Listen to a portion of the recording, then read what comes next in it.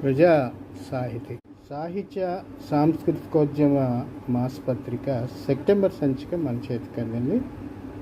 Cover పేజీనే చాలా వ్యంగ్యంగా ఉంది.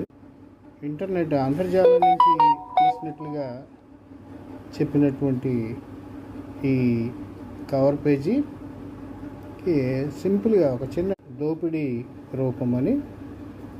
సరే, ఆ టైటిల్ వైపు నిశ్చితంగా చూస్తే ఈనాటి దేశ ముఖ చిత్రం మనకి చాలా స్పష్టంగా కనపడుతుంది. ఆ తరువాత మనం ఈ సంచికలో ప్రత్యేకించి చెప్పుకోవాల్సింది యుద్ధ విధ్వంసం. రవీంద్రనాథ్ ఠాగూర్ రచించినటువంటి ఈ యుద్ధ విధ్వంసం దీర్ఘ కవిత, ఒక రకంగా ఇది దీర్ఘ కవితే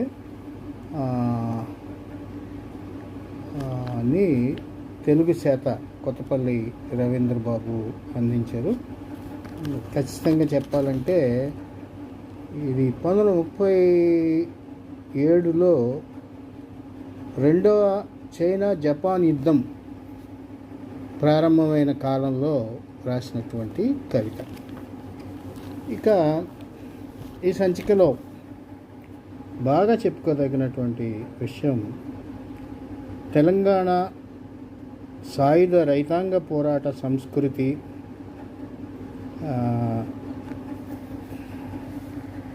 ని కాపాడదాం, తెలంగాణ సాయుధ పోరాట సంస్కృతిని కాపాడదాం అనే నినాదంతో ఒక చక్కటి చిత్రాన్ని, ఇలిస్ట్రేషన్ చాలా బాగుంది.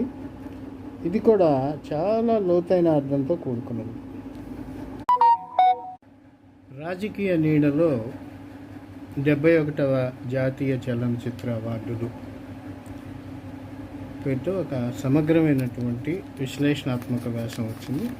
చాలా ఆలోచించదగినటువంటి వ్యాసం ఇది. అవార్డుల్ని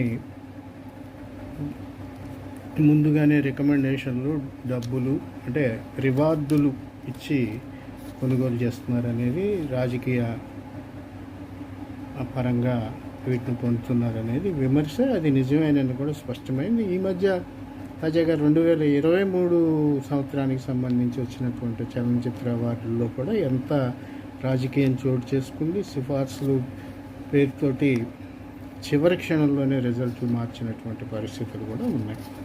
ఏమైనప్పటికీ ప్రజా సాహితీ ఒక తమ్మున్న పత్రిక. ఈ పత్రిక గత వైభవాన్ని మరింతగా ఈ తరానికి కూడా తెలిసేటట్టుగా